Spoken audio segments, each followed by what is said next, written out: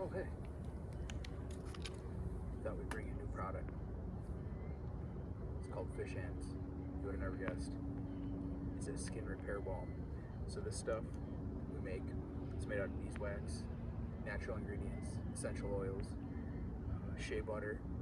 This stuff works, man. I mean, after you get that bass thumb, you know, you're lipping bass all day, or you're out in the elements, ice fishing, hands in the water, your fingers crack and split because it's so dry, Arctic wind here in the north, or you're gardening, or whatever it is, out hunting. This stuff works. I rub this.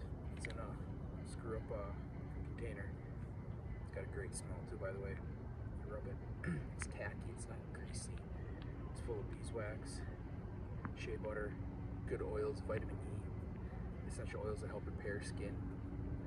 You rub it in the cracks. I keep a stick in my backpack from ice fishing. I'm hunting at home on the bedstand. You just rub it on your split fingers, wherever it is. Just rub it in. Do it before you go to bed. Put a good layer on. This stuff works. Fish Hands. Available now on our website. Pick yourself up a stick or two. Great stocking stuffer. Get yours today. SouthCustomTackle.com.